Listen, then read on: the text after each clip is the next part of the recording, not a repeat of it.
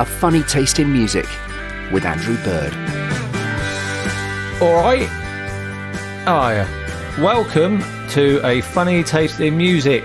It's the podcast where I talk to comedians about music. They like music, comedians, which is pretty lucky for this because it'd be awkward if I got someone on and they went, yeah, not really into it. This one's going to be great. It's with Steve Gribbin.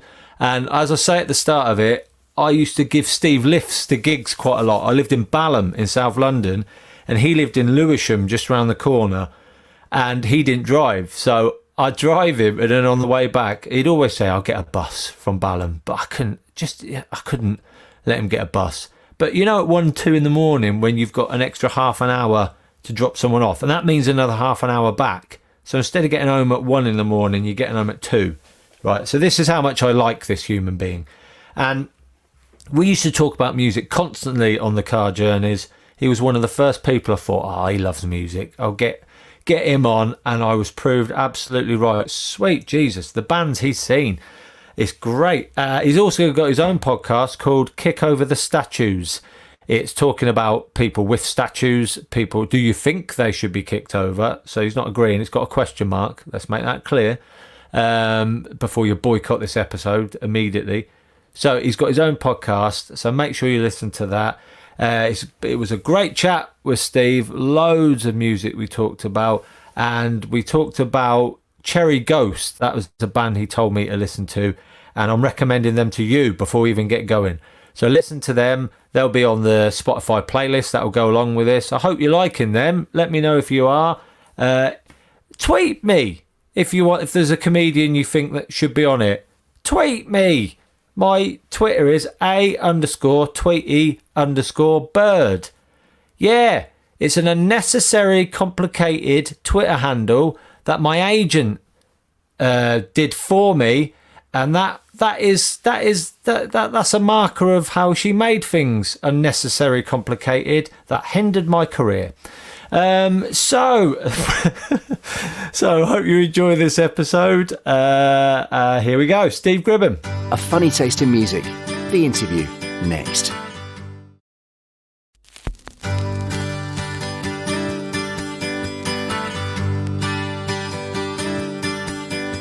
I hope you're not expecting an official start.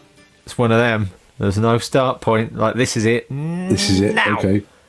Let's podcast. So I like to start. Yeah.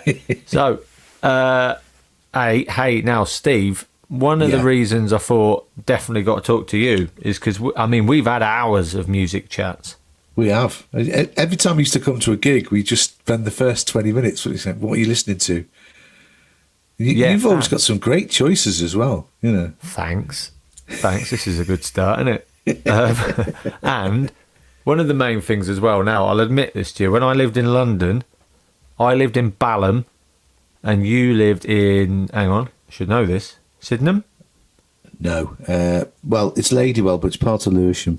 Lewisham. So, yeah. Lewisham, that was it. I knew it was And so you lived in Lewisham, which from Balham is probably about like half an hour away? Yeah. Something like that. Yeah. So when we did gigs, because you don't drive, so if I did a gig and it had your name on it, I thought, well, you're going to need a lift. And a little bit of me was happy. I'd be like, oh, good, we'll have a chat about music in the car. But a little bit of me thought, right, that means at 2 a.m, I've got to drive another half an hour to yours, another half an hour back. That adds an hour. Oh, and no. at 2 a.m, an extra hour.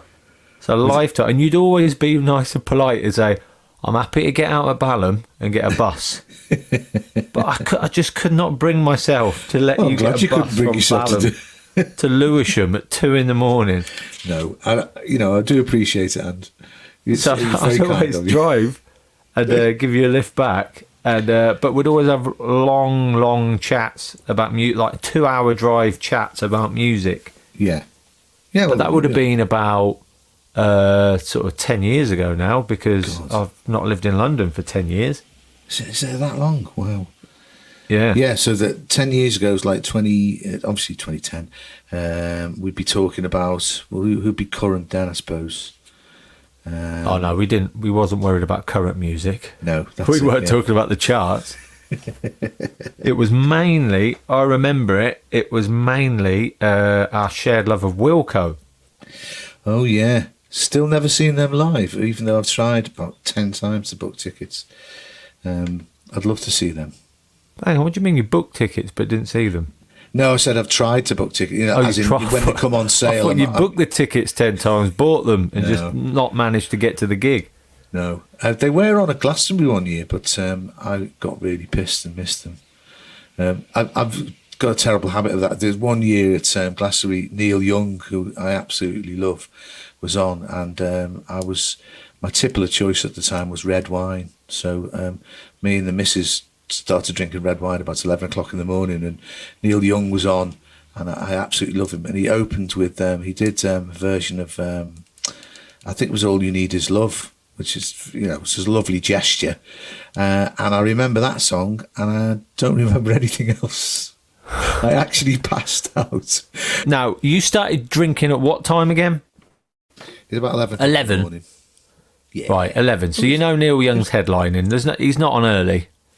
No. He's not opening at lunchtime, Neil Young, is he, at Glastonbury? No. So you've only got yourself to blame here. That was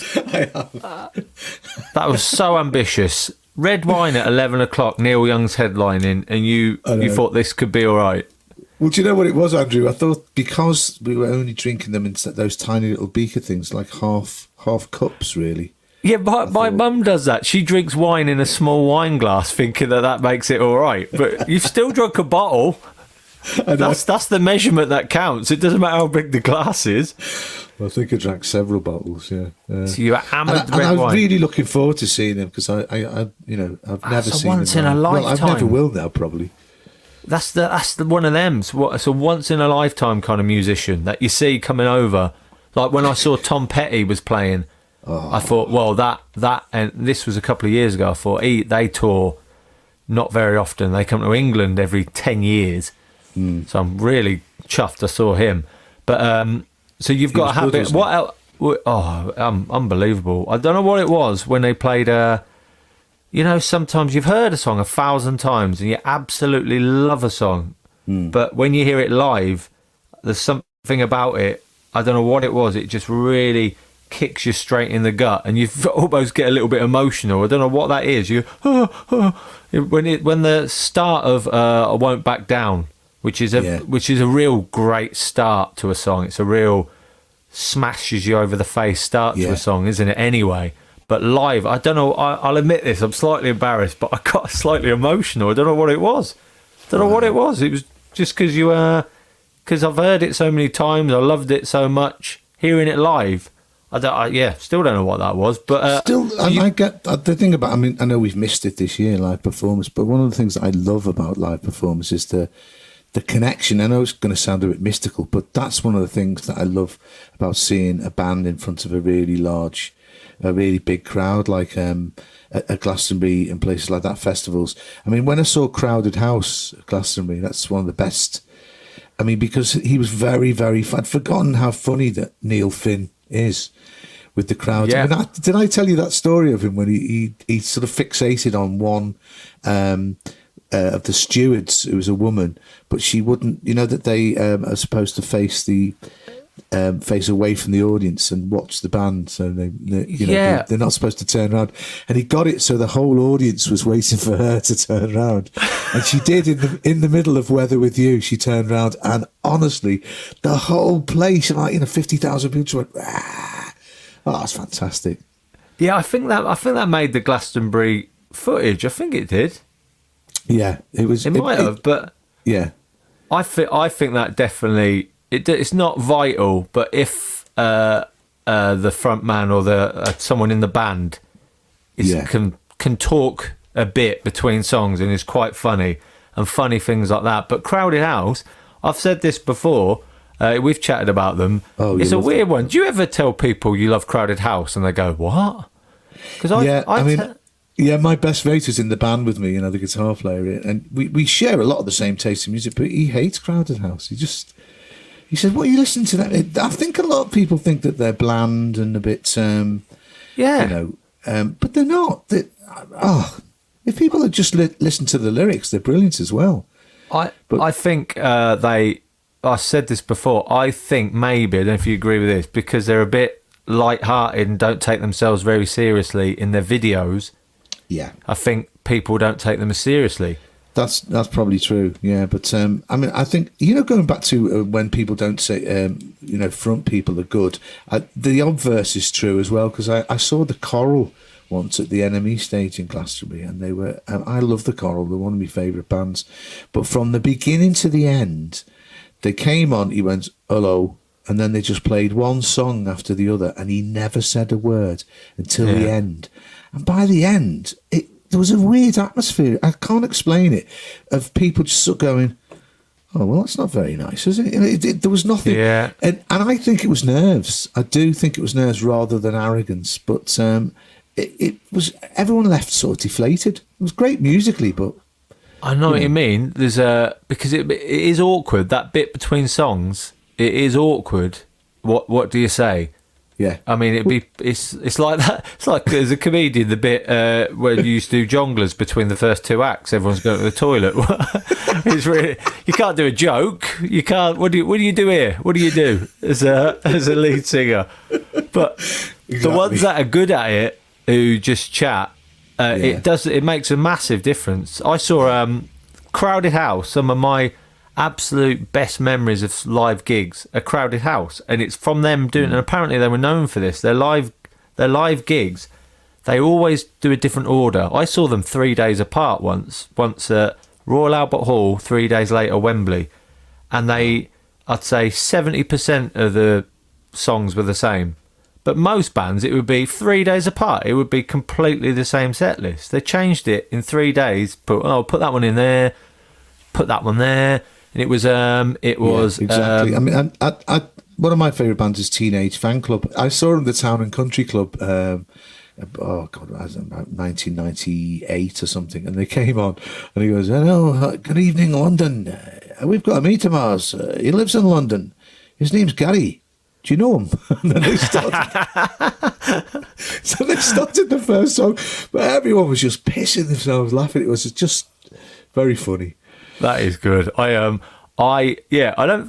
think they don't have to say anything right at the start. Hello is good at the start. If you go straight into the first song, fair enough. That's fair enough. You kind of want them to, but then you need to say something after at least two songs. You need to say hello, at least. I can't remember who I saw, Athlete, and I really liked Athlete. That was the same. They didn't speak until about the seventh song, and even then it was just hello London. That was about it. You're like, all right, I could have listened to the CD, mate. That's exactly it. You could have sat at home and listened to it by yourself, couldn't you? Rather than go and see a live gig. Yeah, Crowded House. I saw, I think definitely one of the best things I've ever seen at a gig was Royal Albert Hall, Crowded House. I think I've told you this. And Neil Finn said, one of the things every band wants to do is to be able to see themselves on stage. So I reckon our crew could play one of our songs. You could play one of our songs, couldn't you? So the crowd are going, what?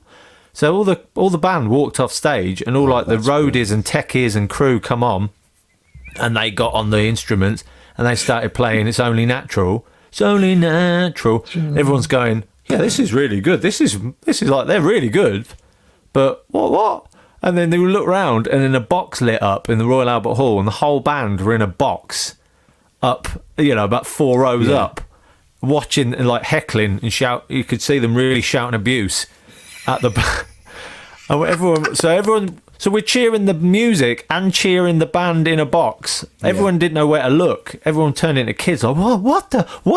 And then they walked, brilliant. Then they ran through the crowd on the ground level, sort of high-fiving people, shaking hands with people, got on stage, and seamlessly, you'll understand this as a musician, this blew my mind, how they seamlessly all swapped instruments, kept the song going, and then blasted the last chorus. You could feel the walls moving in the Royal Albert Hall. It was incredible. That's a great sort of, they used to call it coup de theatre, didn't they? But it's a fantastic way of doing it. I love it when artists mess around with that. And I like, those sort of moments that you cannot replicate anywhere else. I went to see one of my all-time favourites is a guy called Steve Earle, who's a country. Well, he's not really country; he's Americana, and but I saw him at the Shepherd's Bush Empire, and he's famously, I think he's had 6 marriages, I think, but at the time, shows how long ago. It's about 10 years ago. He's on his 3rd marriage, but he's one of those people that's really good at speaking between the songs, like Springsteen. He does loads of good sort of like little raps between the songs, and he goes, "Hey everybody, it's great to be here in London. Recently, I just got married," and as he was about to say something, some of the audience just went, "What again?"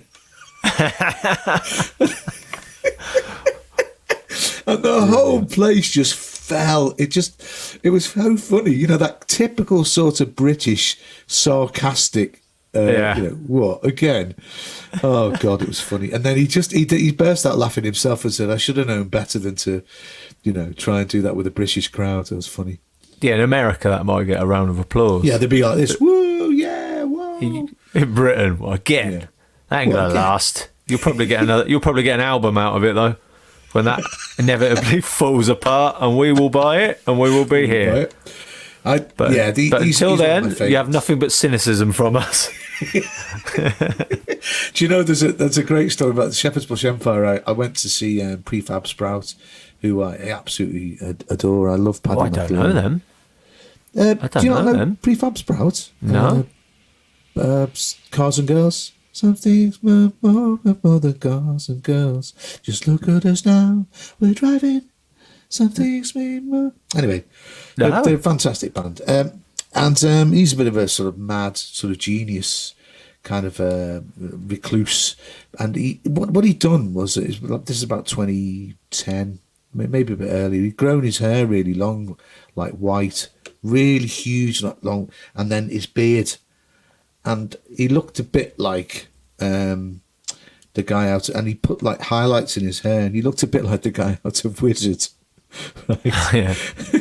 He didn't realise, but apparently, and I love this, he was, and a mate of mine who's a mad sort of Prefab Sprout fanatic, went to see them at the Royal Court in Liverpool, and he hit the front. He's a real Geordie. Went, would anyone like any requests? And quick as a flash, someone just said from the crowd, "Yes, mate, see my baby jive." And apparently he didn't get it. No one had told him. You look like Roy Wood. You look like Roy Wood. Anyway, sorry, I digress. No, that is good. I saw one at the ones that you see at gigs that you just there's no way of replicating it. You had to be there at the gig. I saw Oasis, and I saw the bit where Liam Gallagher throws the tambourine into the crowd at the end of the gig. I always, in my mind, assumed when that happened, someone sort of jumped majestically and caught it and was like, and everyone around them was like, well done, you deserve that.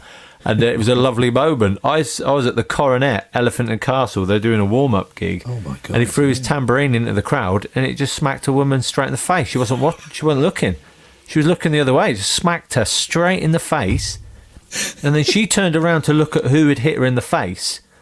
And then a massive scuffle broke out as people scrambled on the floor to get the tambourine.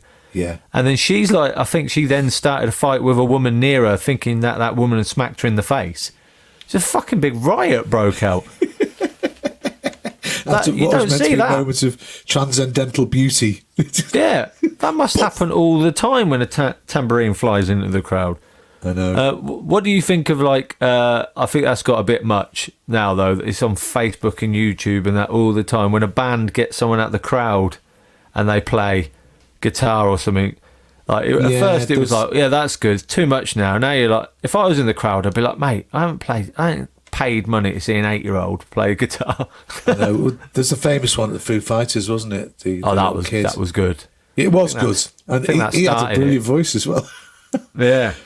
It's gone too far. I think that started it. They need to rein that in now. Enough of that. Enough.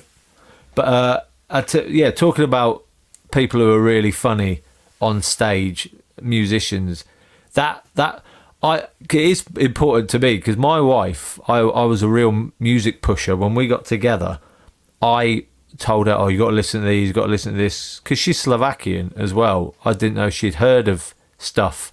Yeah. If they got that in Slovakia, because they didn't get all music there. So I'd be like, "Oh, what, you got to listen to this, you got to get this, got to listen to this," and then she said to me, "You've got to listen to these." I was like, "Whoa, what? I do the music pushing here." So I didn't take it seriously at first. Then she said, because someone had told her, the pub we worked in, the manager, Rob Malkin, I'll mention him a bit because he pushed a lot of music on me. He had told her she was setting up, this is a great gift, she was setting up rooms in the pub, in the Bedford, where the Banana Cabaret is. She was setting a room up. He was a manager. He said, "Right, you need to go set this room up, take this album, put this on the CD player in the room," which is like the sound system for, like, you know, a nightclub level sound system. "Put this on, turn the speakers up loud," and it was Wilco. I think it was Yankee Hotel Foxtrot. Yeah, I think it was. I might have got the album wrong, but it was definitely a Wilco album. He said, "Take this, set up the room, take your time, put this on loud and listen to this properly." That was the manager of the pub telling her to go and do some work, but take your time and listen to this properly. So she said to me, "Oh, you've got to listen to this band called Wilco." And I was like, yeah. You know, when you do that, when someone tries to tell you, go, yeah. You can't, you know, I know best. You can't tell me what to listen to. And then she said, "But the singer of the group's really funny." I was like, "All right, is he?" And then there was a thing on of him playing solo and him dealing with people in the crowd and talking to the crowd.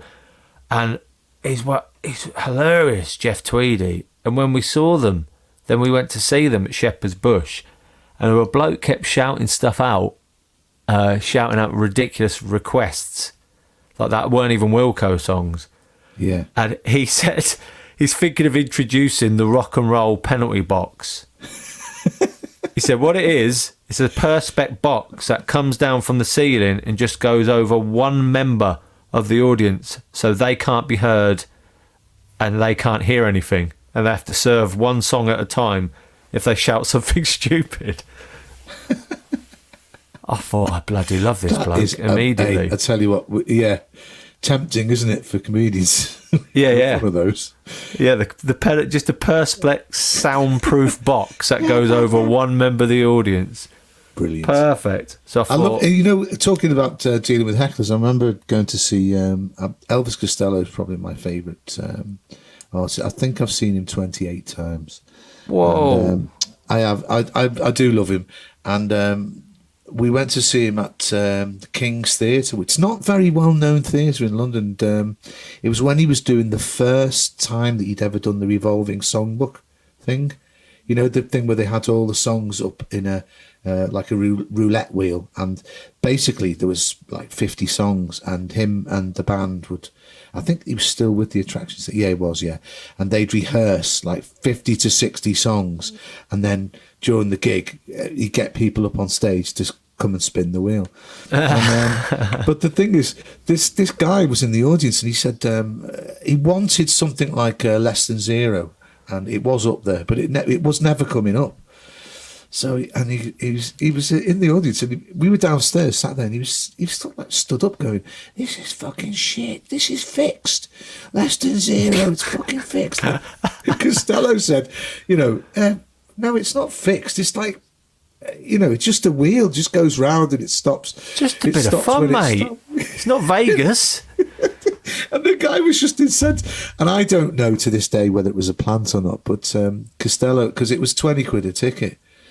And Costello goes, did you pay to get in, mate? And, you know, thinking that he was a free, and he goes, "Yeah, 20 quid, wasted 20 quid, mate." And Costello got in his pocket, pulled the 20 quid note out, put his guitar down, went into the audience, goes, there's your money back now, fuck off. Yes. And I don't know whether it was, it probably was set up, but my God, that it was effective, because the whole audience just went, yeah. I don't think that could have been set up, because if it backfires, it's quite a negative thing to do in a way, isn't it? If people don't go with that, it makes him look a bit of an arsehole. Oh my! But you know that power sometimes you get in an audience when they're really pissed off with a heckler. And we just exploded, and we were all watching him going, "Oh yeah, get out!" Yeah, you don't expect that from a musician. Wouldn't it be brilliant as he left the auditorium if they started playing less than? They should have, as he walked out, played it as he left.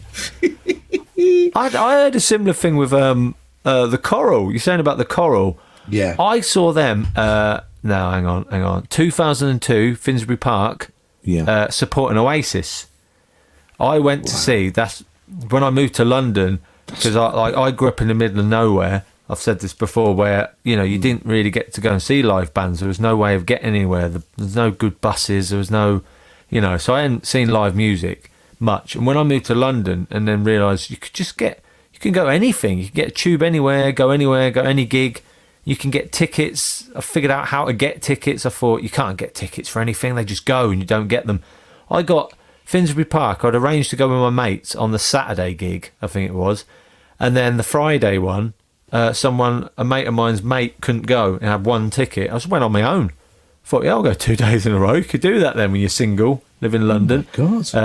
So I went on my own, and I thought, I'll get right down the front. I lasted about one song, and then got trampled on. I didn't like that. I'm more of a stand and appreciator. I ain't moshing about. I've gone there to listen, not have a riot. But so listen to this for a lineup. The Coral. I can't remember. The Coral, Black Rebel Motorcycle Club. Oh my God, I remember them, yeah. Yeah, they were incredible. Charlatans. Oh my God. And then Oasis. Wow. I mean, you're going to see that really 2 nights in a row, aren't you? Yeah. One the Friday night, Corner Shop Ron, Brim full of Asherana, 45. But I think that's the only known song they've got. So they pretty much got bottled off. Plastic bottles chucked at them.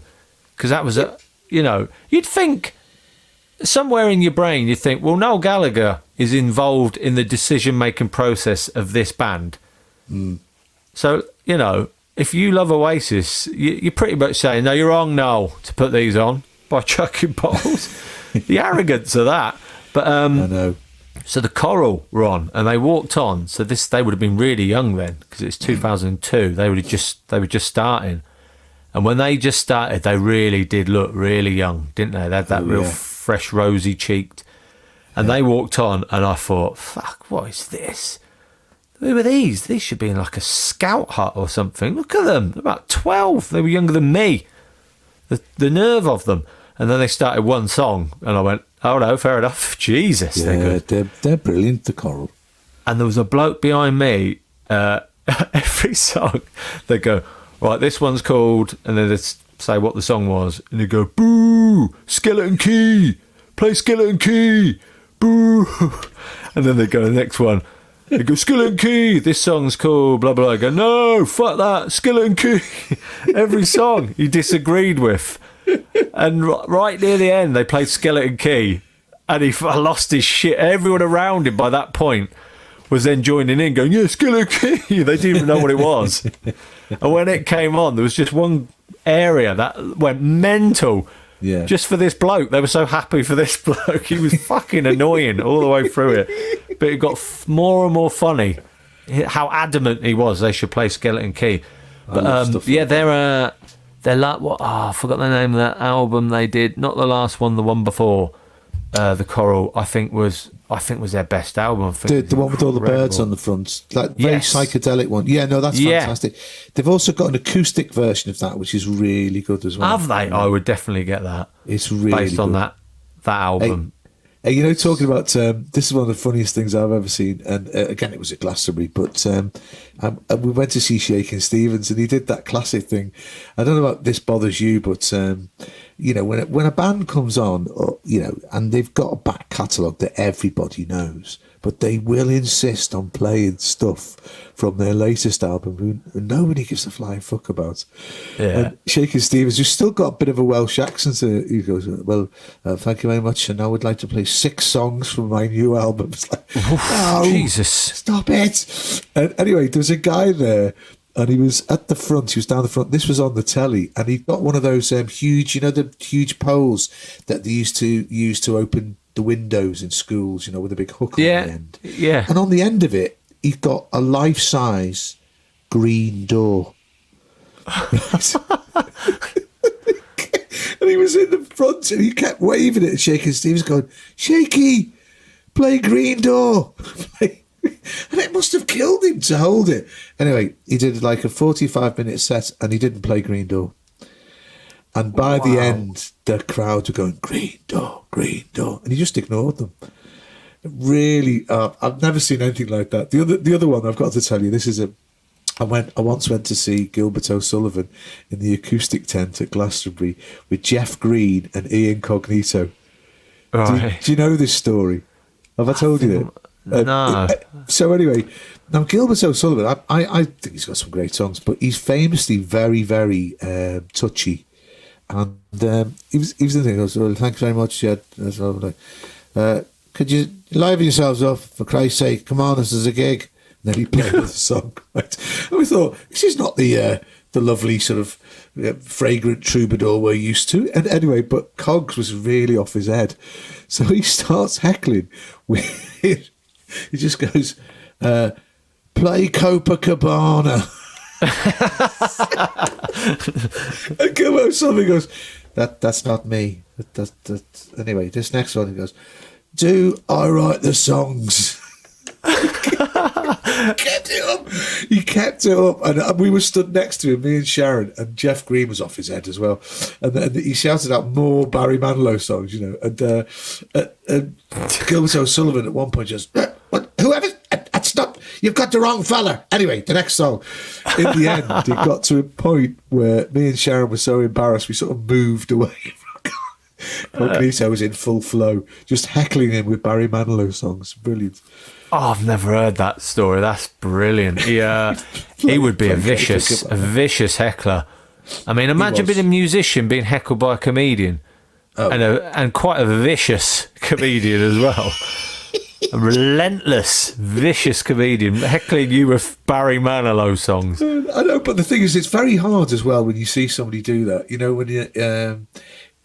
They're sort of known, like Gilbert O'Sullivan's known for doing songs about, "Oh, Claire, the moment I saw," and then they just go, "Will you fucking shut up? That's not me." It was fucking hilarious. So sort of tender and sweet and twee, and then between songs, he's got someone shouting at him, "Oh, you fuck off."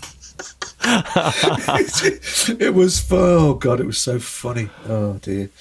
Yeah. So you've gone to Glastonbury loads then, because you've. I've never done the comedy tent at Glastonbury, because it's quite a closed shop. Once you're in, you're in. I don't. Well, I mean, they've. I don't do it anymore, but I did it up until. Yeah, but maybe last year, but I don't. I think they are going to be winding up. Yeah, I mean, what I used to do was I used to go to Glastonbury and then try and see how many bands I could see in 4 days. I think my record is something like 26 bands in 4 days. And I used, when my daughter was a bit younger, we started taking when she's about 13 or 14. She used to do that thing, and it used to make me laugh, what young people were like. She goes, "I'll give every band, I'll give them like 2 songs, and if I don't like them, I'm off to see the next thing." How that's like, and I was appalled, as a sort of music lover. I was going, you can't do that. They might get good about song foot. No, I haven't got time. Well, it is like Glastonbury, I suppose, it is like a massive musical you can eat buffet. It is, isn't it? You just move around picking bits and But my mate was one of them that slagged off Crowded House, and he saw them probably the same gig at Glastonbury. Yeah. Where he then came back and went, "No, Jesus Christ." But you must find bands. Is there a band that you saw first time at Glastonbury that you have been a massive fan of ever since, but that was the first time you saw them? Well, there's quite a few. I mean... I suppose it would be if you saw like 26 bands. I mean, the Smiths, because I'm quite old, the Smiths at Glastonbury were one of the best things I've ever seen, because they there were a lot of people that liked them, but also, I mean, it's so different now because Morrissey's such a dickhead now. But there's a lot of people hated the Smiths anyway because of that kind of, that he used to wear, flowers in his back pocket and have National Health specs and whatever. But people forget, that Johnny Marr was a brilliant guitar player and the band were really good. And they did a set on the Saturday, I think it was, and they were absolutely fantastic. The Pogues, I saw the Pogues at Glastonbury. You saw the Pogues at Glastonbury? Yeah, but actually, this is a good story. When I was in a band, well, I'm still in a band, different band, but in the sort of like 1983, I was in a band called The Commotions. Not those ones, not that one, not the. But we supported the Pogues, and they were called Pogue Mahone, which was, it's Gaelic for Kiss My Arse. And they had to, the Boys from County Hell's their first single, when that was released, Capital Radio and all the radio stations, Radio 1 wouldn't play it so they changed their name to the Pogues. But we supported them, and they were, all the band were nice except for Shane MacGowan. He wouldn't speak to us. Yeah, but I think he was off his head. But we got that classic thing, which I always think you should always give allowances. And I think it still happens today where the support band don't get anywhere near the same sound quality as the main band. Oh, really? Yeah, The sound people were biased like that. I thought you got to make the sound good for the whole night, haven't you? Yeah, well, no, it's certainly. I've seen loads and loads of things where, I mean, I don't think it happens to the same extent, but we went on and it was sort of like, hello. We were using exactly the same sound equipment as the Pogues, and then when they came on, it was like, hello. They were be watching. Going, this is bollocks. Yeah, I know. Well, we were really annoyed, but we were getting something like I think we got £100, which is a lot of money. It's a lot of money in the old days. Wow, this is amazing. I've spoke to. It's amazing enough speaking to somebody from because I'm a bit younger than you, so I didn't see the Pogues. I didn't see the Smiths. So to hear someone saying I saw the Pogues is amazing. Just fuck it, I supported the Pogues. Jesus Christ. I mean, they were all really. Spider, the main sort of musical guy, he was really nice. The main musical guy. Well, what the rest were doing. Well, I think Shane MacGowan is a genius personally because I think some of those songs are just wonderful. But the actual sort of like musician, the sort of musician heart of the band, really, which was because it was he had that sort of rabble punky thing of just get up and do it. It's amazing part of the charm, really, but nobody had thought of that combination before of Irish folk music and punk. Yeah, it was a brilliant sort of, and then after that, there was loads of people sort of copied them. But so them. I mean, one of the best gigs I ever saw at Glastonbury was two really. It was Bruce Springsteen, and that was only when he played, and I'd never seen Springsteen live before then. And that to me, I mean, he broke the curfew, didn't he?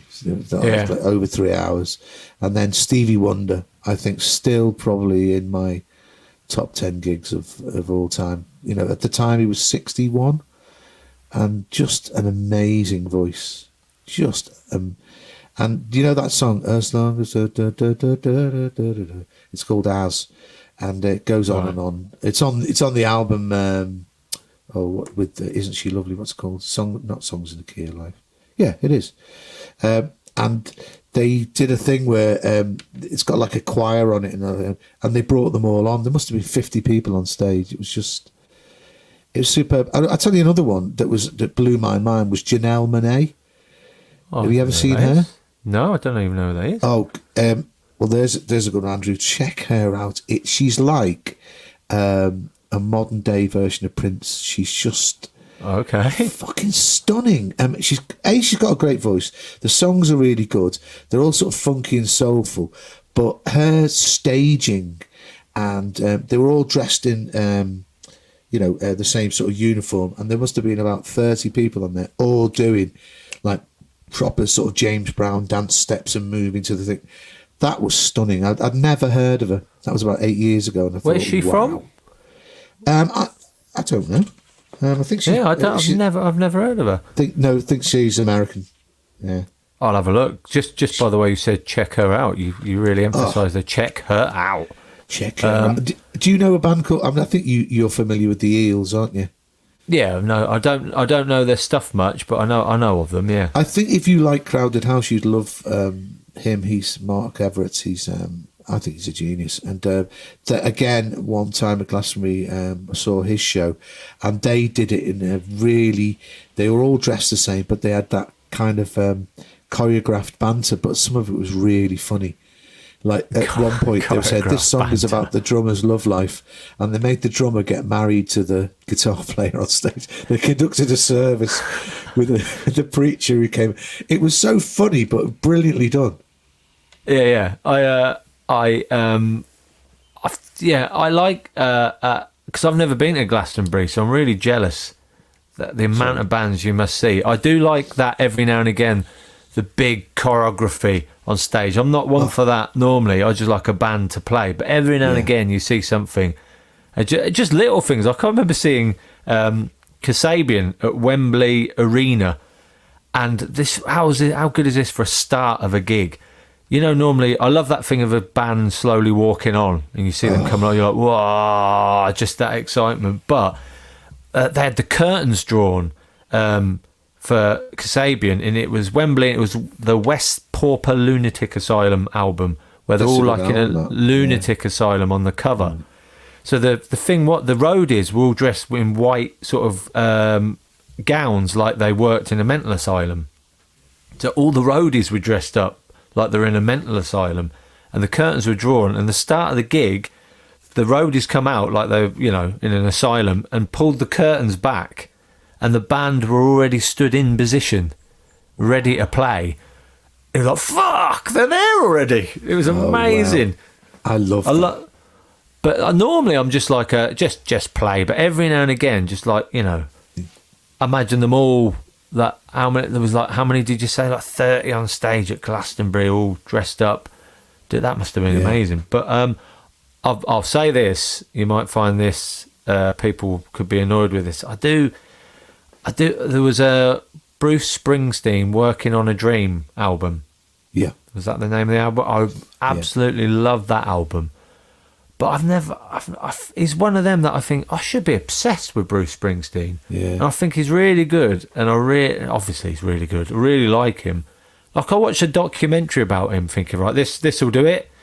This will get me obsessed with him even more. You know, when you think you already like someone, but this should make me obsessive. And I found it fucking exhausting. It was the one where they were talking about recording an album and saying how mental he is, and he drives people to the point where they nearly have a breakdown because he makes them do 1,000 takes. Yeah, and I just thought, oh, fucking that's really.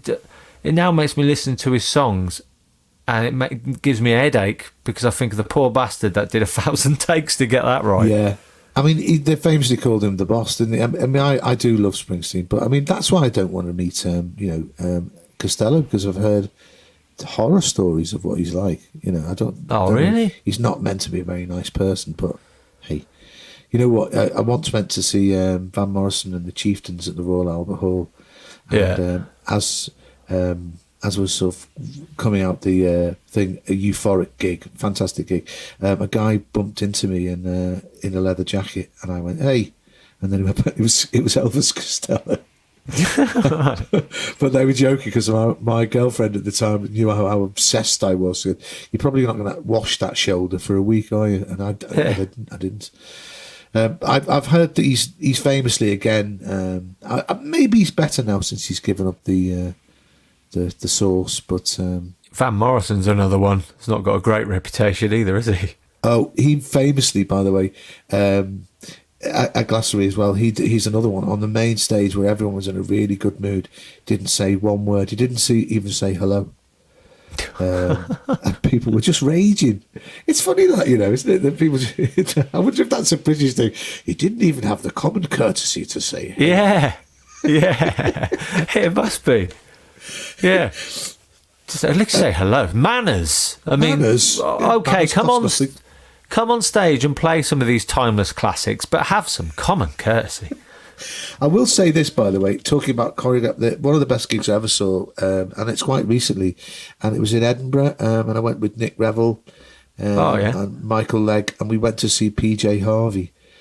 Now, there is an example of somebody that I wouldn't say I disliked her, but I didn't really know any of her stuff, and I was always a bit near. But the show was just absolutely, it was like a theatre show. But the music was really good, and she hardly spoke to the audience at all, except at the end when she came on. It was probably one of the best things I've ever seen. It was stunning. It was choreographed. There was about a 30-piece band, and there was loads of percussion in it, and that was just fantastic. Who was the pusher to all go and see that? It was Nick. Yeah, Nick. Okay. Nick Revell's been saying to me for years, "Oh, do you like PJ Harvey?" I go, "Well, I like one song." You know, isn't it funny that music lovers are always like, is it that song? Well, yeah, that's that. That song's good, but it's not their best song. Well, for me, it is, and I'm not. It's funny how people are resistant, as you were saying for years. People will be saying you've got to listen to so and so, and you just think the more they do it, actually, the worse you get, don't you? Yeah, it's like that thing with people going, "Have you not seen The Sopranos, or have you not seen Walking Dead or something?" Breaking Bad on Netflix, and you're like, well, no, and you going on about it is making me not going to watch it for years now. And I was like, I can be like that with albums and musicians as well. And sometimes I don't know what it is. Sometimes it I don't know why it's some. Do you ever look at how long an album is? Sometimes an album, it says, like Spotify, it says how long it is, and it says it's 37 minutes long. And you think, I haven't got 37 minutes to sit and listen. You watch some shit on telly for an hour, but you can't sit and listen to an album. I don't know why it's such an investment, listening to an album. You just got to sit and listen to it sometimes. Because I find sometimes it's all right if you have it on in the background cooking or something, but you don't really listen to it properly. Like, I've heard that, but and you could have, that's what I did with a band that you told me to listen to, and I did listen to them, but just kind of while I was doing something, so I didn't really appreciate it. And I've prepped for today. I've listened to them again. Oh my God. And I didn't get how great they were, and now I do. Cherry Ghost. Oh God, they're fantastic. About 4 times you've mentioned them to me, and I've gone, I listened to a couple. Yeah, they're good. Yeah. But now I'm annoyed with myself that I didn't listen to them properly. You know, when you take ages to listen to a band and you think, I could have had them in my life for years. How exactly. did I live You're listening to the them? albums like 10 years ago and you think, oh God, I didn't, when they were at their sort of peak of fame. I mean, Cherry Ghost have split up now. They're not, he doesn't make any records anymore.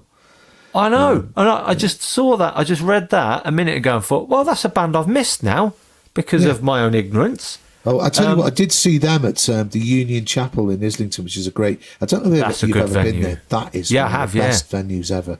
And I saw them must be about 8 years ago. So after the second album had come out, and it was him and 3 other guys. No drums, but still an absolutely fabulous gig.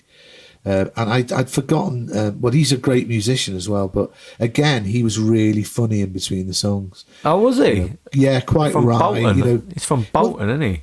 Yeah, and the thing is, he's gay as well. All right. He came out after just before the third album. But it was funny because the first album's got mathematics on and people help the people, and that was massive. And then in between the first and the second album, it sort of flattened off a bit, and he was just doing that classic thing of right, this next song is a song that some of you bought, not quite enough for you. That's great. And we're all sort of like going, oh, sorry about that. But I did try. Yeah, that's good. I like that where Noel Gallagher, when he played Don't Look Back in Anger for the first time in Sheffield Arena, and there was they played Sheffield and there was like 8 people there, or 4 people, and next time they played it was like 2,000 heaving, and he went, this one goes out to all the people that are here last time we were in Sheffield, and they all cheered, and he's like, you lying fuckers, there was 8 8 people. I like that. This didn't sell quite enough because of you. But I listened to it, and it's weird. His voice sounds, I mean this in a good way, it sounds like familiar. Like he sounds like someone, but I think it's just because it's distinctive in a way. He sounds like someone, but I can't put my finger on who it is. Well, And, I think it's probably because at the time when you weren't sort of... You're still talking about Cherry Ghost. But yeah, Cherry Ghost. At the time, you were probably hearing them on the radio because they did have probably 2 quite big hits, and they were on... You know that kind of thing where you see... there's a singer at the moment called Celeste. I don't know if you've seen her. And she's on everything. And it was just... Last night she was on for some reason on BBC Sports Personality of the Year, had a song on. But it's like she plays a bit of squash. In between. She made the long list. So the thing is, it's probably part of your consciousness. And you think, that's probably it. Good explanation. It's a shame he's not doing it anymore, though. He's got a really good gift, for writing great songs. Well, I did read that. So then I do that where I listen to something, and if I really get into it, then I have to know everything about them. I have to Google them and know everything, where they're from. It's funny when you do that, and then you see them and go, "Oh, they're not what I thought they looked like," or "Oh, they're from Bolton." But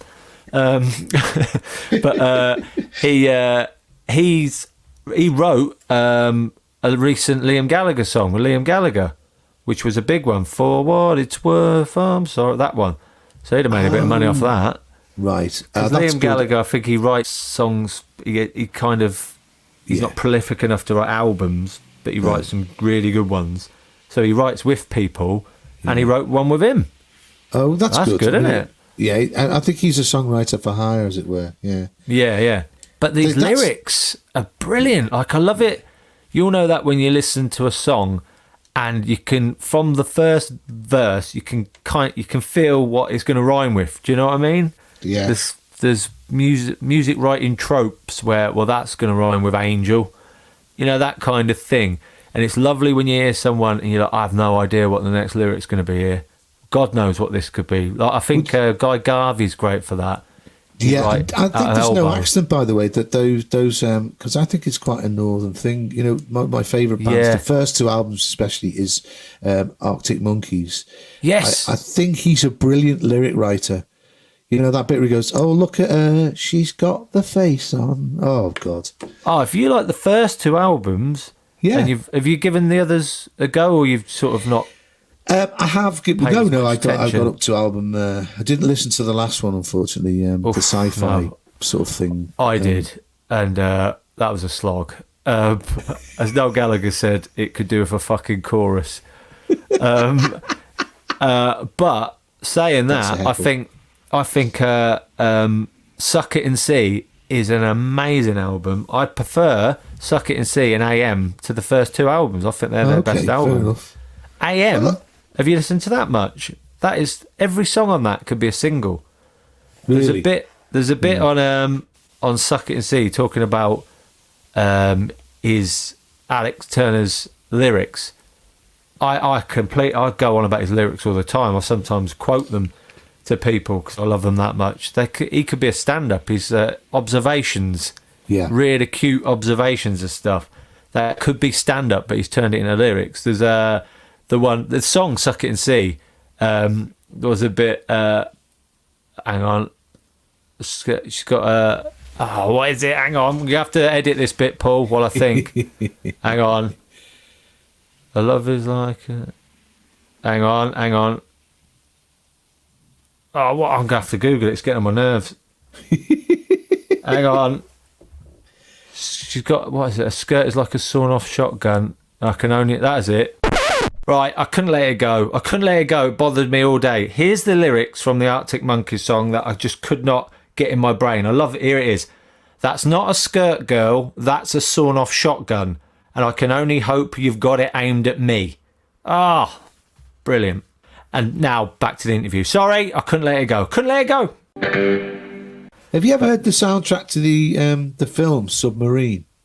Yeah. And it's just him and an acoustic guitar. I think that's one of the best things you've ever done. Well, a couple of those songs are on the AM album. They then recorded them as a band.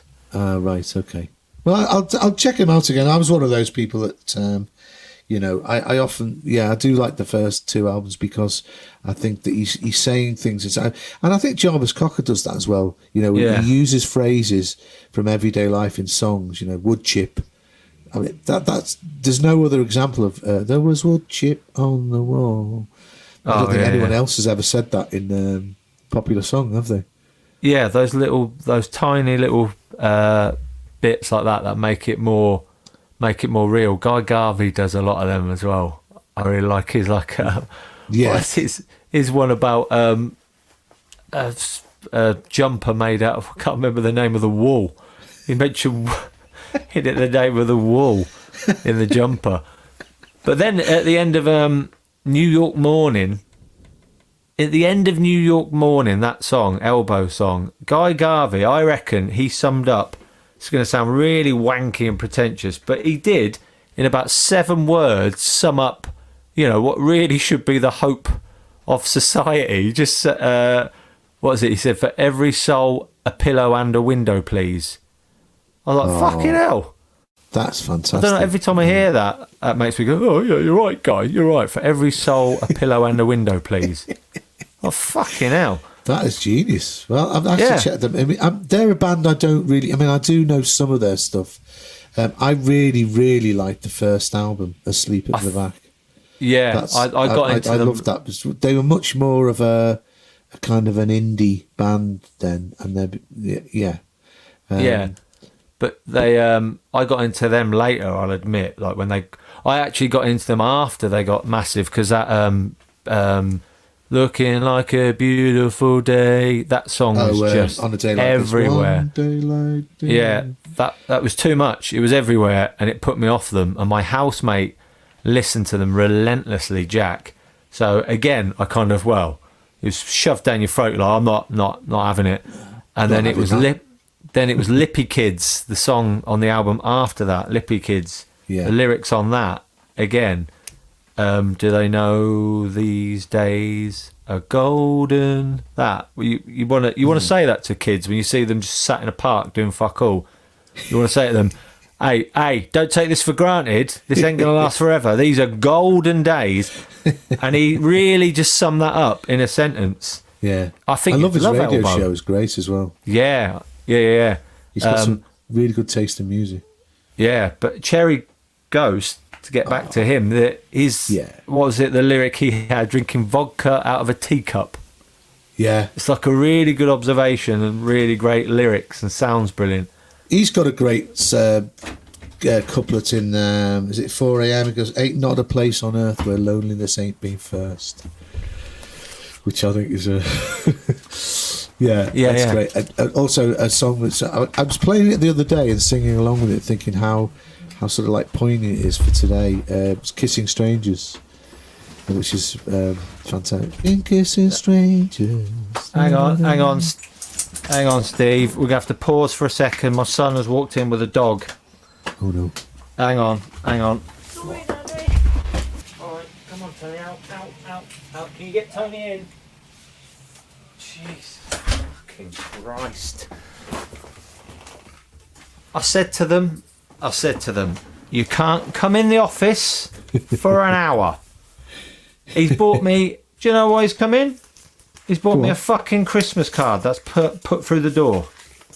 How important can that possibly be? Well, A Christmas card from the neighbours who I've never spoke to in my life. He thought that was like fucking a letter from the Queen or something. And he's walked in the door through the garden, mud and shit everywhere. The dog ran in. Fucking hell. You have to edit that bit, Paul. Sorry. That's all right. Got that. Fuck me. Is your dog called Tony? Yes. Okay.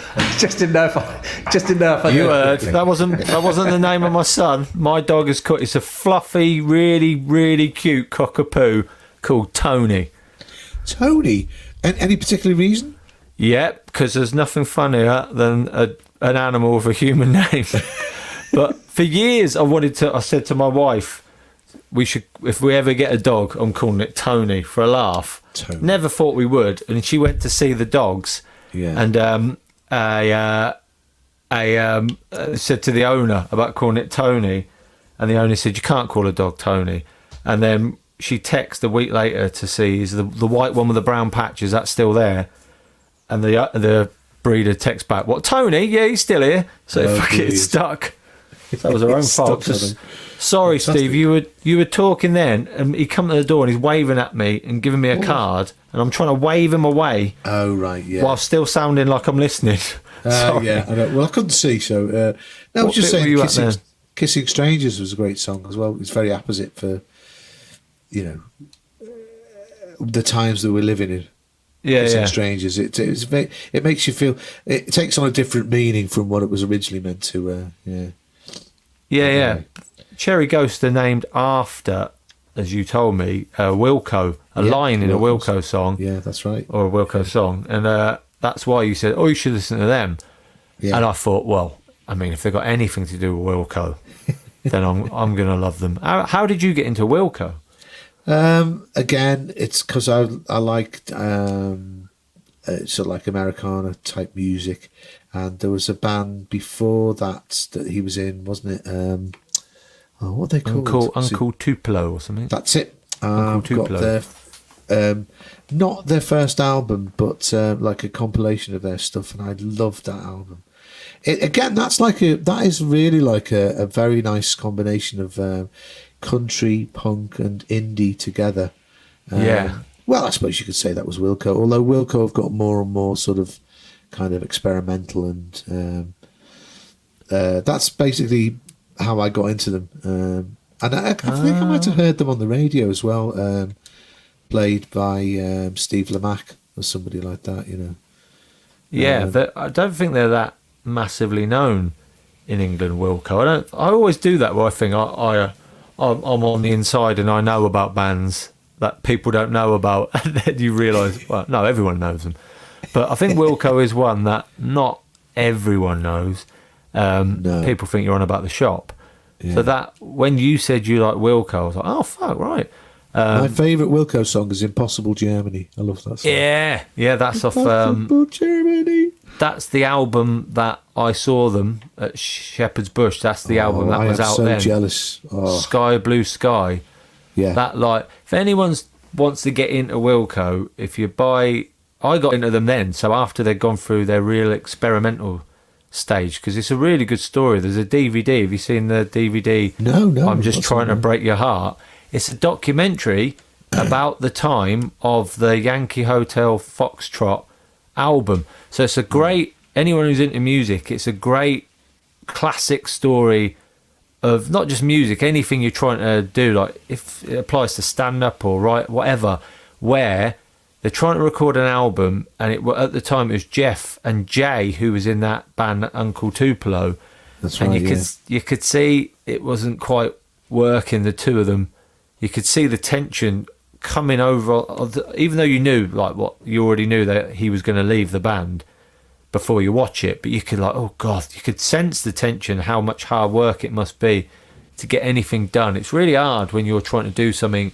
Someone just says, no, I'm not sure about that, I don't like that bit. You're like, fucking hell. So I can't imagine what that's like in a studio. So you could so there's that, the tension in the band, and then they're trying to be experimental with the songs and trying to do something different, and then the record label suddenly said they don't like it, they don't like the album, they're not going to release it, and they dropped them from the record label. So all this is going, they thought they were just going to do a documentary about making an album, and during that album the original member left, and it was a horrible, the band had to sort of ask him to leave, a horrible tense thing, and the record company dropped them, because it wasn't commercial enough, and there wasn't enough singles in it and all that kind of thing. So and it's amazing they've managed to continue, and they've had a long career, really, Wilco. Yeah. Doing what they like. I think that's a great story, actually, because they've basically done what they like, haven't they, Wilco? Yeah, and all the members in that band, there's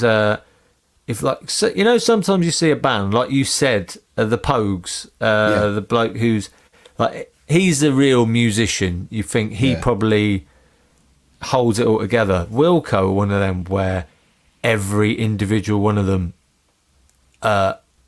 is like on another level. Like the drummer is an absolute genius. Glenn thingy, he's unbelievable. You could just watch him, and then the lead guitarist Niles, you could just watch him, and then Jeff, obviously, you could just watch him.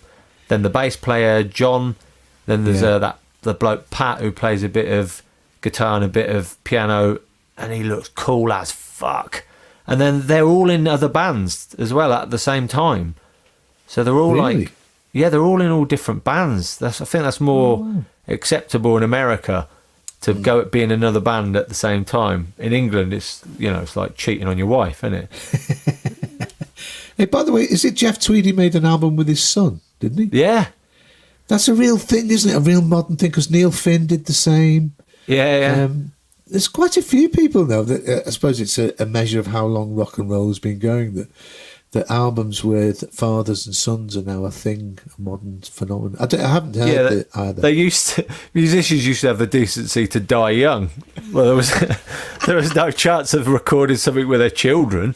No way they would have children, the amount of drugs they were doing. But now, with their clean diets, their children are... Like Johnny Marr, he's played some stuff. His son's played, and his daughter have played on his solo stuff. Did they? Oh, I didn't know that. Yeah, he's good. I saw him live. He's really good. He's called Niall, after Nile Rodgers, Johnny Marr's son, isn't he? Really? Oh, yeah. Wow. He we sort of skirted over that quick. You kind of went, I saw the Smiths at Glastonbury. I mean, I got into the Smiths in quite a weird way. I got in the Smiths via Crowded House, in a way. Because the Smiths are one of them bands. They're great. You sort of know it, but you haven't got into them for yourself, kind of thing. Yeah. And then when you do, you're like, sweet Lord, why have I not been listening to this relentlessly? So I only got into the Smiths about like 10 years ago. I'm watching, I've said this before, Seven Worlds Collide. That's Neil Finn did some gigs, and he got a super group, put together a super group for some gigs. Johnny Marr was in it, two of them out of Radiohead. And then I was like, just watching Johnny Marr on stage just exudes joy of playing music.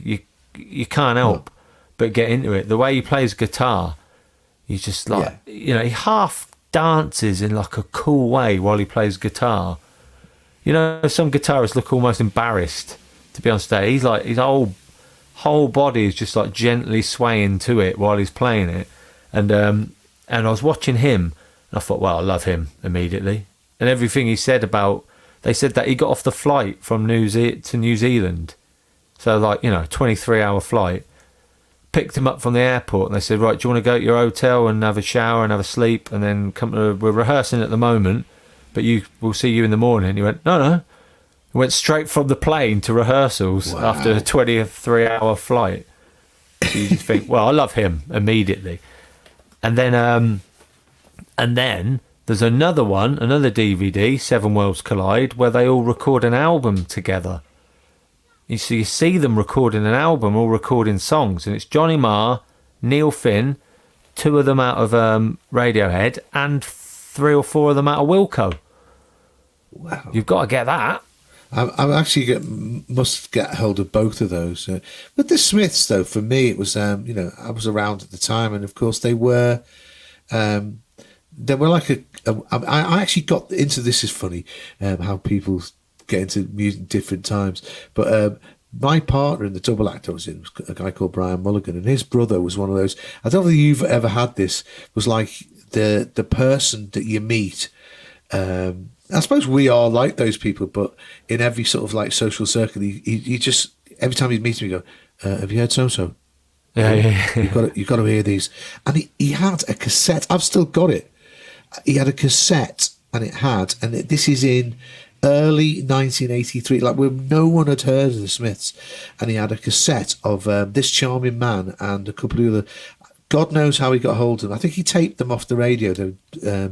I'd never heard of the Smiths, and he goes, "You've got to listen to these. They're brilliant." And he also used to love a band called the Go-Betweens, who are one of my favourite bands. I've heard of them, but I think I've heard of them in documentaries talking about other bands. I don't know anything. They're great. I've heard that name. Yeah, I mean, I think if you like the Smiths, you'd like them. Anyway, put that cassette on, and mine was completely blown. That's how I found out. This is a weird one of the Stone Roses. I was doing a gig in Blackpool, instant video, and we were doing a sound check, and it was about 1988. So before the first Stone Roses just after the first or second Stone Roses single, and some guy goes, do you know the Stone Roses? And I said, who? He went, the Stone Roses. He goes, I've got like a recording of they've just finished recording their first album. I've got the tapes of it. No, I said, why? Yeah, and I went, well, I've never heard of them. I mean, this is really early. Anyway, he gave me a copy. He burned me a copy of he made me a copy of the cassette, and the rest of the week, me and Brian were just going around, just going, "Oh my God, have we never fucking?" That first album, which is just every single song on it is like, still one of my favourite albums, and And I couldn't believe, but I think that's really weird now because Spotify does that job for you, doesn't it? It goes, if you like the go-betweens, you may well like, and it doesn't beat that thrill of when someone comes up to you and goes, "Listen, mate, your life is incomplete until you've heard." No, that is exactly it. That's exactly it. Where you're going to wonder how you lived your life up to this point without this band. It's such a nice gift to give someone, and you really, every time you listen to that band, that person, you think of them. Like Cherry Ghost, I'll always know, you told me to listen to them. Yeah. Stone Roses, I remember who told me to listen to Stone Roses, Ollie Pritchett. And I remember him putting that on. It wasn't quite as cool as yours. They'd been out a fair while, but at that point, they'd split Guess up. what, by the way? Guess who got me into Elbow, the first album, Asleep in the Back? It was Jimmy Carr. We were doing a gig, and he had, even in the early days, he used to drive really nice cars, didn't he? Yeah. And we were doing a gig at Loughborough University, and the album had only just come out, and I didn't really know who they were. And he just played it and played it and played it constantly all the way there and back. And by the end, I was a convert. Yeah. He was a massive fan of them. Yeah, Jimmy's got quite good taste in music, actually. You wouldn't think that, would you? No. To look at him. Yeah. I don't know what that sounds a bit harsh, but you wouldn't think of him as a fan of indie. You'd think of him as a bit more middle of the road music, a bit more. Yeah, you wouldn't think of him going in a record shop going, "Have you got this obscure," But you think of him more Diana Ross, greatest hits. That's harsh. There's no need for that. Well, actually, there's nothing wrong with that. Diana Ross's greatest hits. But fantastic. Elbow's first album, before you'd heard it, Jimmy Carr. God, you've got to take your hat off to him for that. But So you really remember? Is there normally on this podcast, I'll be honest, we talk about who you were into when you were younger and all of that. We haven't got to any of that. We just talked about just generally. Yeah. Brilliant. But is there because you grew up in Liverpool, so we should ask you about that. You grew up in Liverpool, obviously. So I mean that doesn't automatically mean you've got a good taste in music just because you grew up 12 miles from the cavern. Yeah. Like I grew up in Northampton. I can't make shoes. So people of Liverpool, you don't all know everything about music just because you grew up near them. But to be fair, a lot of you do. It's one of them cities, though. I'd say Manchester and Glasgow are the same, where you know it's a musical city because you probably don't notice it if you live there because you're used to it. But when you're not from there, you notice it more. You see people walking around with guitars in a guitar case, just walking down the street. You don't see that in other places. Yeah. In Liverpool, you see that bloke's he's going to rehearse. That bloke's going to rehearse. Yeah. You don't get that in other places. I didn't most. I mean, who was I into when I was younger? Well, it's really funny because I think there's that very. People don't really talk about the influence of your older brothers or whatever. I was the oldest in my family, so I was sort of like. But my friend was. I was in a band from when I was about 15. I was a bass player, and we used to rehearse around his. And his older brother was into sort of. That's partly why I sort of like a lot of American sort of country music, and he liked Neil Young and people like. So, they were slightly too old for us. I was because my era really is the 70s. So, and then it was really funny because I had that sort of dichotomy because I loved, Neil Young and Bob Dylan and all those sort of people, but I also loved. I don't know whether you found this when you were at school. I had maybe two or even three different sets of mates. So like one set would be my best mate at school before I met John, who was in the band, was a guy called Kevin Fitzgerald, and he was the guy that used to go to Eric's in town. I only ever went to Eric's once. This is a true story. I saw Joy Division, but they weren't called Joy Division. They were called Warsaw. You saw them before they were called Joy Division? Yeah. Wow, I've seen that. The documentaries, they're called Warsaw. Yeah. You saw them then? Yeah. The thing is, I didn't know who they were, but I can still remember him, his bulging eyes and his sort of contortions. Yeah, Ian Curtis. It was absolutely mesmerising. Do you know what was really, years later, I don't know whether you ever did those gigs that Rawhide used to do not Rawhide, Laughter House did gigs at Eric's. Did you ever do them? Eric's? No, I didn't do Eric's, no. And what was peculiar, it's only about 6 or 7 years ago, and I stood on that stage. And that was a funny feeling. Weird. It was a really weird feeling. I thought, in 1977, I was watching Ian Curtis about a foot away. So you're stood on stage, some head night, not even looking at you. I know. Do you know what? It did dying on your ass, thinking, I saw Joy Division here. Joy Division oven gloves. I did like the Sex Pistols and the Clash and the Damned and the Jam and all those sorts of people at the same time as my band didn't play any of that sort of music. We sort of we played Steely Dan and Thin Lizzy, and it was like a real. The first gig I ever went to see was at the Liverpool Empire was Paul McCartney and Wings in 1975. The first time that Paul McCartney had played Liverpool since I think 1965, so 10 years, and it's still that's my number 2 gig of all time. Oh, was it? Was it really good gig? It was amazing. Yeah, but I think because of the emotion, in the Wings audience. They get a bit of abuse. Ooh, Wings. Yeah, but he's it's a famous. Wings, the band the Beatles could have been. Alan Partridge, But I think any bands with mullets, it really doesn't help, does it? They were sartorially, they were crap. And have you ever heard the isolated vocal track? Yeah, everybody has. But he was still writing amazing songs. Yeah, still had great people playing, didn't he? Oh, in the band, in Wings. You're not going to get any chumps playing with Paul McCartney. I mean, it was good because of him. It was good because of him, and he was in brilliant form. He was very funny in between the songs. They did "Hey Jude," which is a sort of anthem. And this is a famous story that he tells, by the way, and it's from this gig, and it just makes you wonder. All performers are the same. We had that thing where you're on stage and it's going well, but then somebody gets up and just fucks off. We've all had that as comedians. Yeah. What have I done? Anyway, McCartney talks about they're halfway through "Hey Jude" and some guy just gets up in about the third row, just walks out. And McCartney said it was going through his head, going, "What have I done? Playing "Hey Jude." It's like an anthem in Liverpool. Oh God! Is the piano okay? Anyway, after about 3 minutes, he comes back and he's just been for a piss. He's just been for a slash and he sits down again, and then McCartney's inside his head is breathing a sigh of relief that it's gone. And it blew my mind when I read that. I just thought, wow. Even McCartney. It doesn't matter who you are. Yeah.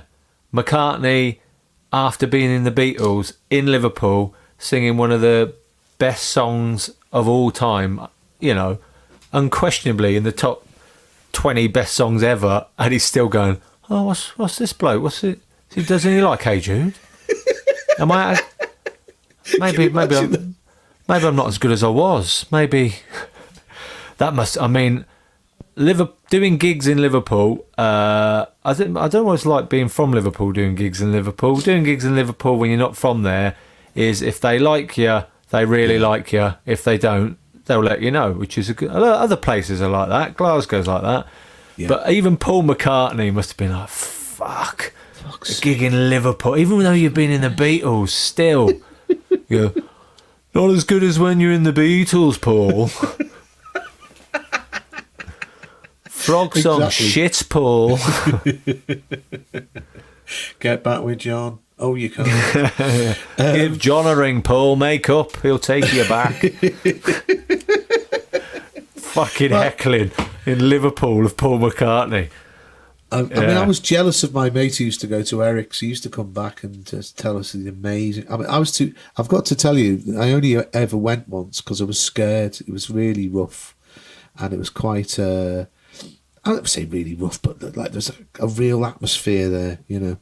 And so he'd come back and he'd see everybody from Generation X to the Clash to.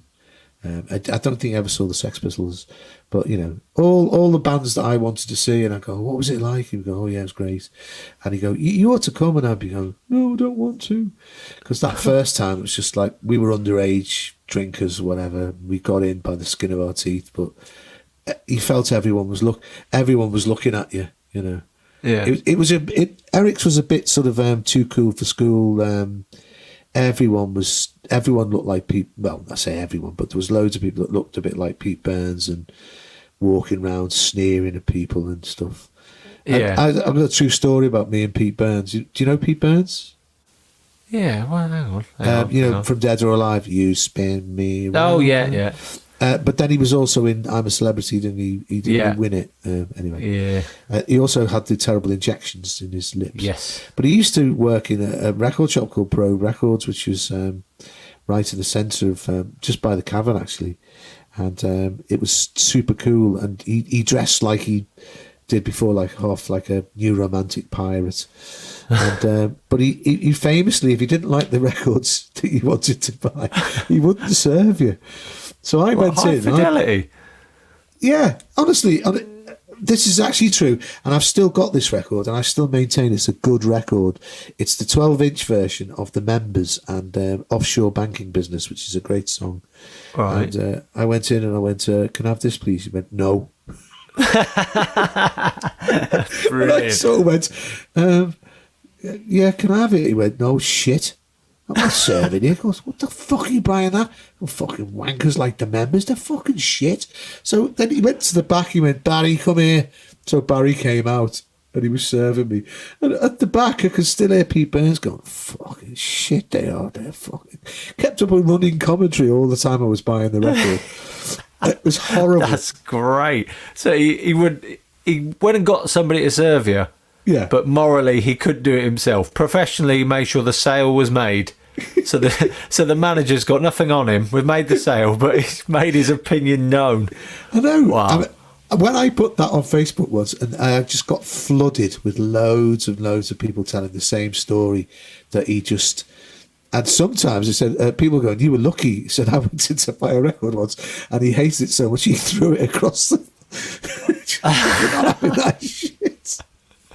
Oh, that hurts as well. I had that done to me when I worked in a factory, and everyone had different tastes in music, and we're all in the same bit where we worked all day, and everyone had completely different tastes. There was someone who was into like Slipknotty, thrash metal kind of, and then there was someone who was into Eminem, Dr. Dre, and so there's just motherfucker all day, and then there was Daki who was into Savage Garden and Boyzone.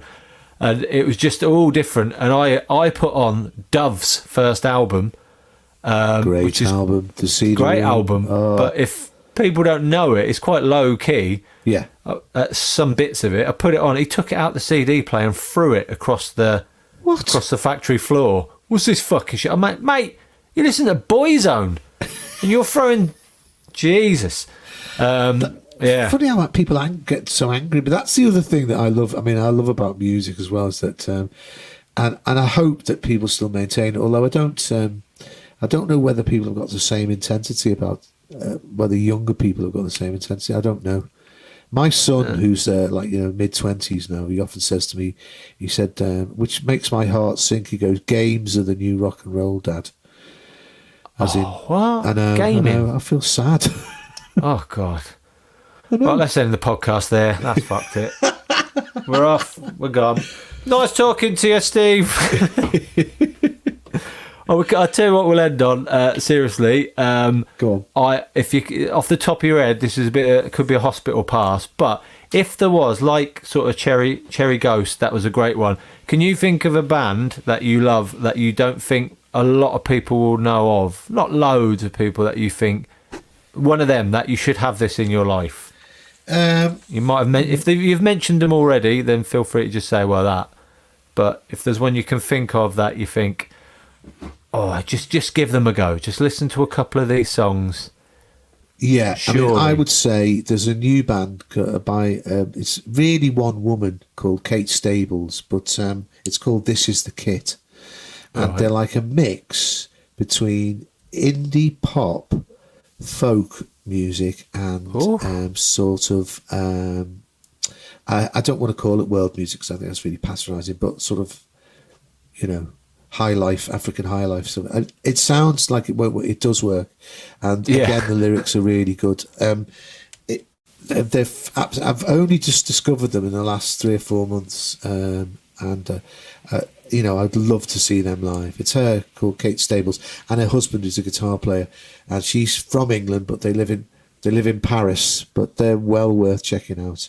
This is the Kit. I'll give them a go. Steve, it's been bloody lovely to talk to you again.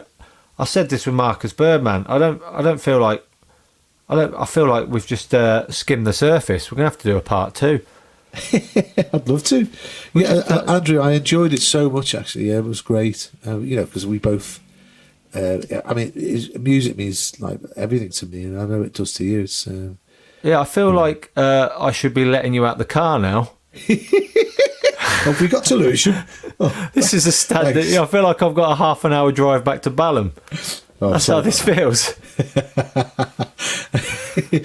Well, thank you very much for all those lifts in times gone by. No, thanks for the music recommendations. That was brilliant. Jesus. Saw Joy Division, Smiths. Yeah. Some big ones. I there's loads of bands I haven't. I wish I'd seen. That friends of mine saw. I never saw the Sex Pistols, which I had the chance to go and see them, but I didn't. But hey, by the way, this might not make the podcast, but I saw Tom Petty and the Heartbreakers in I don't know, late 70s, early 80s at the Marquee. Oh wow! The old Marquee in London. It's still that's in my top 20 gigs, and they opened with. American Girl. They opened with American Girl, and then they closed with American Girl. And still to this day, I could just hear like the lights were all down. There was down, down, down, down, down. And the hairs on the back of my neck, just like that. Yeah, it must be a real Tom Petty thing. Then I think that he's really good at a start of a song. He has a real good distinctive start.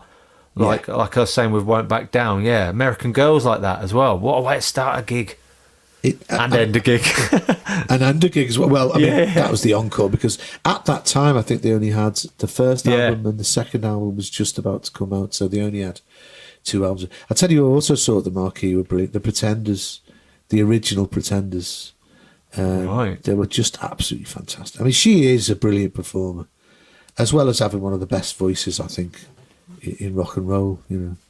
Bloody hell, you've seen some bands. You know what though? I was saying to my mate Andy, the guitar player from the band, but we've really slackened off in the last few years. Used to go all the time, but I just, when you working as a comedian all the time, people would ring me up and go, "Oh, so and so are playing on Friday," and I'd be going, "Oh, I can't do it." That's the thing. I've got to mention that in the podcast at some point about being a comedian, the commitment to seeing a band as well. Because if they're on a Friday or Saturday night, you've got to lose a couple £100 before you've even bought the tickets. Exactly. So I always look at when they're playing, and if it's like Tuesday night, oh yes, oh I love that. No, I'm definitely going to that. Ian Brown was one for that. That pissed me off. Always Friday and Saturday, Brixton. Always near Christmas, so you got Christmas gigs as well. Just no way, can't do it. Yeah. By the way, I saw the famous Stone Roses gig at Reading Festival. Oh, I mentioned that last week with Rich Wilson. You were there. Oh, that must have been. It was painful. awful, terrible. He was really out of tune, and oh dear. Yeah. I also saw the Nirvana one as well. Fucking hell. I know. That was amazing when he came out, they wheeled him on a wheelchair and he was dressed in a wedding dress. Yeah. People Seen just that going, on video. what the fuck is going on? Yeah. Oh, they were fantastic that day. I've seen them at Glastonbury as well, and I still think they are an amazing band. Yeah, I like watching that. My brother played them to death. My dad, he could be quite harsh. My dad refers to him, who's that? That cunt that shot himself? That's how he describes Nirvana. My brother used to play the Nirvana Unplugged. He had it on video, and we play it. And that is what they tried to achieve with that, which they definitely did, was to sort of show that they're good musicians. They're not just smashing shit up and shouting. Yeah. And when you watch that, you realise what great musicians they were. They did that song, did it? It's the Lead Belly song, Where Did You Sleep Last Night? Oh, God, He's on that song. God, the hairs on the back of the neck. When he shouts at the end. He's got one of the greatest voices in rock, I think. Yeah. But he doesn't get really the credit for it because people think he's just screaming, but it's not easy. Yeah. He's a massive fan, wasn't he? Massive fan of people like the Smiths, but also he loved the Beatles. Yeah, that's how they... There was that song, Under the Bridge. There's a documentary where trying to get him to double track it or something like that, and he didn't want to. And then the bloke said, well, it's what John Lennon used to do. And he's like, all right then. That's what John did. Yeah, that's it's up to you, Kurt. That's what John Lennon did. Yeah. But thanks, Steve. This has been bloody brilliant. Well, thank you, mate.